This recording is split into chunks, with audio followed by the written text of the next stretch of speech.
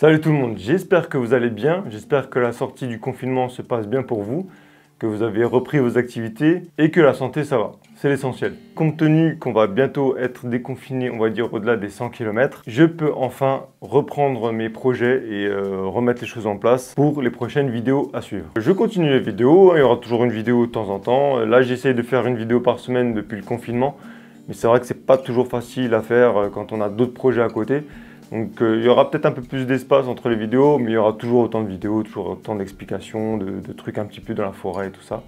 Et d'ailleurs, les projets vont un peu plus grossir. Donc si je mets un peu de temps entre les vidéos, c'est aussi parce qu'il y a des projets un peu plus gros, plus ambitieux et qui demandent beaucoup plus de travail.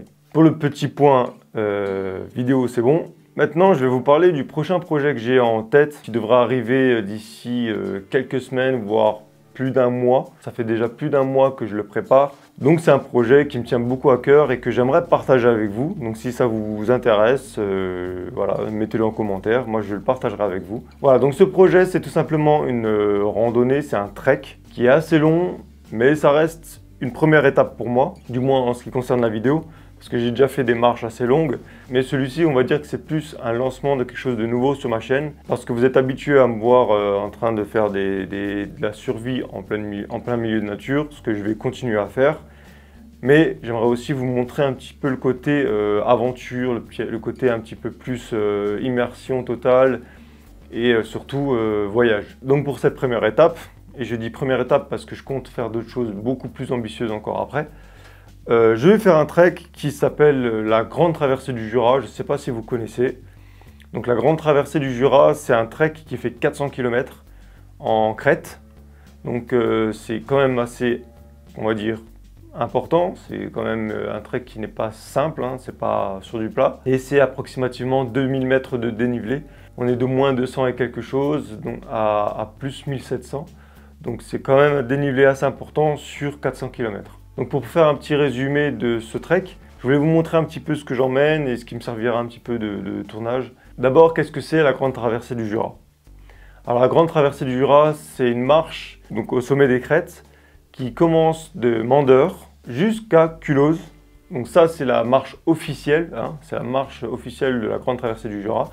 Après, tout le monde peut la traverser comme il veut, vous êtes libre de faire les sentiers que vous voulez. Donc cette marche de Mandeure jusqu'à Culose passe par les sentiers des crêtes, comme je vous l'ai dit, et elle se passe bien sûr en plusieurs jours, hein, évidemment, on ne va pas faire 400 km en un jour, ce sera vraiment un record du monde, mais on va essayer de le faire plus rapidement possible. Alors il est dit qu'on peut la faire à peu près en 6-7 jours. Moi, comme je compte faire aussi des prises de vue et vous partager tout ça en images, je vais quand même prendre un petit peu de temps pour profiter un peu du paysage et puis vous faire quelque chose de propre. Je vais vous faire un petit journal de bord vidéo, comme ça vous me suivrez un petit peu en quelque sorte sur ma chaîne YouTube, en espérant bien sûr que ça vous plaise. Donc maintenant pour le matos, normalement ce trek se fait avec des logements, avec des hébergements. Personnellement, je ne suis pas du tout hébergement, moi je suis plus nature, je suis plus immersion totale.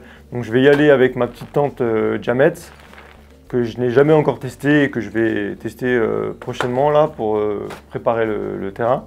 Hein, il vaut mieux tester toujours son matériel avant de partir, hein, on ne sait jamais. Et puis je vais y aller en marche avec bâton, donc ça va m'aider un petit peu parce qu'il y a quand même des gros dénivelés. Donc ce sera toujours plus simple. Pour me repérer, j'aurai évidemment une carte du Grand Jura et mon GPS, où j'ai déjà téléchargé la carte de la Grande Traversée du Jura, que vous trouvez sur le site de la Grande Traversée du Jura. Donc c'est une carte GPX que vous pouvez télécharger, vous la mettez dans votre GPS et vous avez tout le parcours qui est dedans. Le trajet fait à peu près 386 km ou 84, je ne sais plus, mais en tout cas on est aux alentours de 400 km. Donc le GPS que j'ai déjà testé, donc lui il n'y a pas de problème. Pour ce qui est du tournage, donc je vais emmener le drone, pour vous faire des plans vraiment des paysages qu'il y a autour. Et pour la caméra, je me suis un peu creusé le cerveau parce que en fait j'hésite à emmener le GH5 qui fera des superbes images en 4K 50 fps avec des plans super et tout ça et puis un stabilisateur propre. Mais comme dit, ça me ferait du poids en plus, du coup ça va être un peu compliqué étant donné que le trajet est très long et qu'il faut vraiment que j'allège mon sac. Ça va être un peu compliqué d'avoir en plus une caméra assez lourde avec des batteries, avec les protections, avec la housse et tout ça. Donc j'ai dû me résigner à ne pas prendre le GH5 et emmener la GoPro l'Aero 7 Black. Alors j'ai pas encore l'Aero 8 Black, hein, désolé. Du coup je vais emmener l'Aero 7 et je partagerai mes images sur YouTube grâce à l'Aero 7. J'emmène peut-être aussi la deuxième GoPro, l'Aero 5, parce que on n'est jamais à l'abri d'un accident. Elle filme aussi en 4K, donc pas de problème, hein, ça rentre dans une poche. Si jamais celle-là elle claque, il y a toujours celle-là pour capter les images. Pour les images, ce sera GoPro et drone. Je ne vais pas vous faire un topo de ce qu'il y a dans le sac, hein. Je vous ai déjà montré un peu ce que j'emmène. J'emmène par contre mon Mora et non pas le Soloniac. Le Soloniac est un très bon couteau pour faire du bourrin, pour couper du bois vraiment à l'arrache, quand vous pouvez l'aiguiser régulièrement, parce que c'est vraiment une lame qui ne tient pas l'effort. Donc il est super, il est ergonomique, il fait du bon travail quand il est bien aiguisé. Mais par contre, si vous voulez faire un trek de 7 jours et que vous l'utilisez régulièrement, il ne tiendra pas jusqu'au bout. Au bout d'un moment, la lame va s'émousser et il ne coupera plus rien. On prend le Mora, c'est une valeur sûre. La lame, elle est superbe, il n'y a rien à dire. Voilà, donc ça y est, on part sur des aventures un peu plus longues. On part sur la grande traversée du Jura en premier lieu. Mais j'ai d'autres projets en préparation qui sont beaucoup plus longs, beaucoup plus ambitieux. On est au-delà des 400 km. Bien sûr, on ne va pas brûler la mèche par les deux bouts. Pour l'instant, on est sur ce trek-là. On verra comment ça se passe. On verra ce que vous en pensez. Et si ça se passe super bien, eh ben, on est parti pour des aventures beaucoup plus intenses, beaucoup plus longues et beaucoup plus immersives. Je continuerai à vous faire 2-3 vidéos avant de partir. La rando est prévue pour milieu d'année, donc à peu près juillet. Pour l'instant, il est prévu que je parte seul. J'ai plutôt l'habitude de faire mes aventures seul.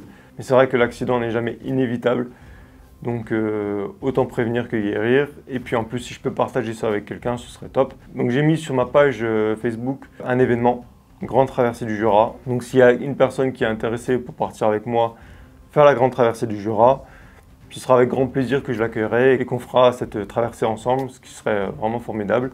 Il y a vraiment une aventure à faire. Je demande juste un minimum, c'est que la personne ait déjà marché, on va dire, assez longtemps et déjà fait des randonnées un petit peu plus, on va dire, poussées. Parce que quelqu'un qui n'a jamais marché ou qui a fait que du plat dans sa vie, ça va lui faire tout drôle de monter les crêtes du Jura. Donc il vaut mieux que cette personne soit quand même un minimum préparée.